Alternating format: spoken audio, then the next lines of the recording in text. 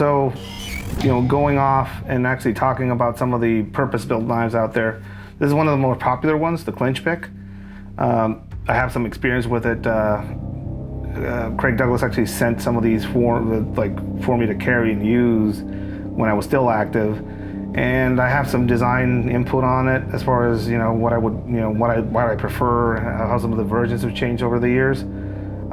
So I figured I'd talk a little bit about these. A lot of people ask about them, so why not? So these are designed by Craig Douglas. If you don't know who Craig Douglas is, I'd really advise you to kind of research him more. He's probably one of the premier instructors on edge weapons, close quarter combat with guns, grappling-based combatives related to retention. He's a solid dude. He basically has been writing the book on some of these aspects of combat for the past few decades. I mean, I've known about him for a while. He's been a very big influence on me. These are basically designed to be utilized in grappling situations, or specifically situations related to fighting over or retaining a firearm in confined spaces or in modern ambush, counter-ambush type scenarios. They're not designed for dueling somebody. A lot of people go big with their knives. Usually when somebody goes big with a knife, or I see this large blade, I can tell something about the backgrounds of the people making them. I mean, if you have somebody that's kind of trained around Filipino martial arts, or more traditional martial arts influence when it comes to some of their knife designs and or fighting styles, you'll usually see people gravitate toward larger knives because they want to parry with them, do things that are more related to fighting somebody with a similar weapon or dueling. These are not that, and I appreciate that about these. They're smaller blades. They're designed for ambush or counter-ambush, retention, and basically fighting somebody to the death. That's what they're kind of designed for. Now, a design feature on these is that ball-shaped handle, a classic ball-shaped handle that some of these came with. I mean, the original ones, I think there's a version 2.0 now that has changed some of that. I'll go into some of the aspects of what I like and what I don't like about some of these. So what I like about the knife, I like the fact that it doesn't dictate how you hold it. You can hold it in most ways that you want. Capping it with your thumb isn't really a necessity, since the design of it basically lends itself to always be in play, and it's hard to actually get that to cut you if you really go into full force stabbing with it.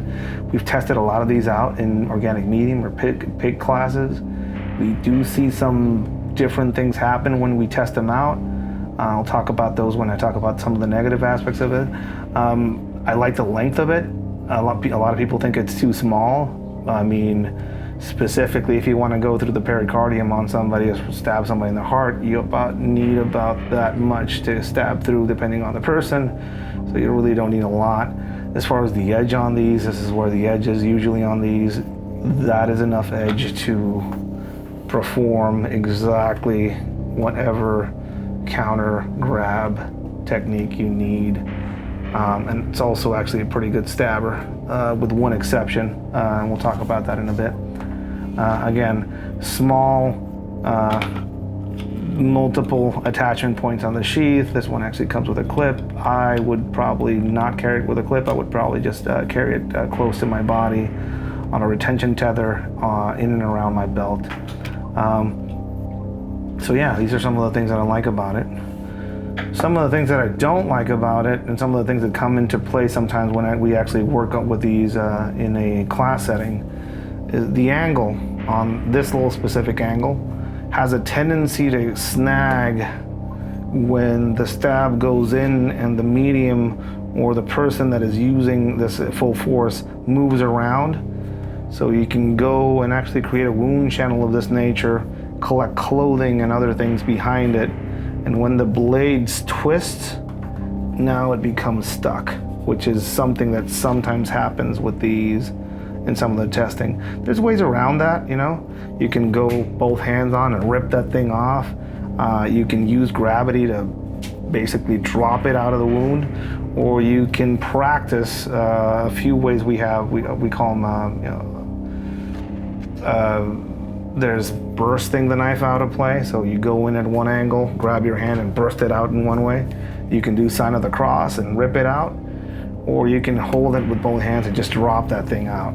All of these kind of aid when you get snagged and something like that, but straight angles on a blade like this have historically been a snagging hazard for us in testing. Some of the students have expressed that aspect of it.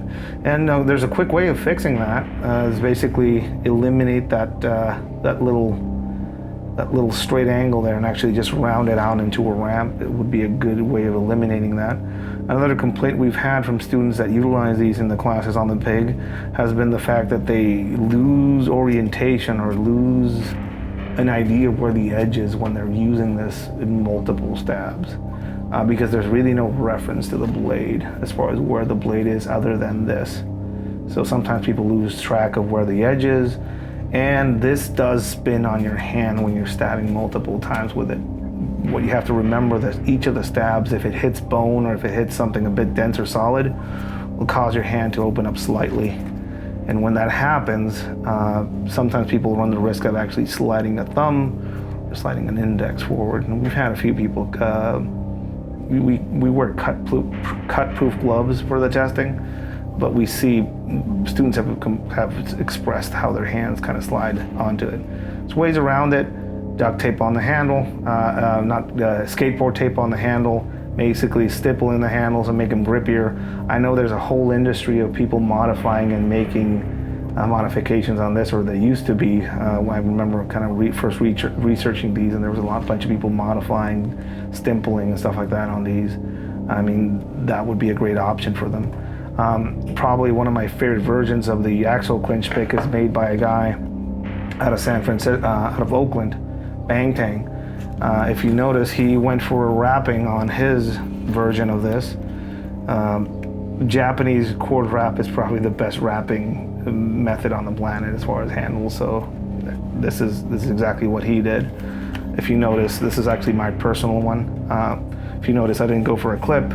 I went for this to tighten it, attach it close to my belt and orientate it downward so I can pull it. Flat handle actually offers more control in my opinion.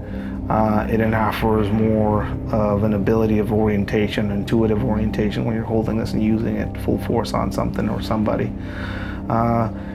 You can see the more of a specific angle on this one. Again, it's a snagging point. If it were up to me, I would probably just round that little bit off, and this is a perfect knife for me. Bang Tang makes some of the sharpest edges on the planet, as you can see. Like ridiculously stupid sharp knives that he makes. But all in all, this is probably one of my favorite versions of the clinch pick. Bang Tang Knives makes it. Again, this has been a very influential knife. A bunch of people are making versions of it, or their own style of it. But out of all of them, I think specifically all of the ones that are attached specifically to Craig, I think this is my favorite one.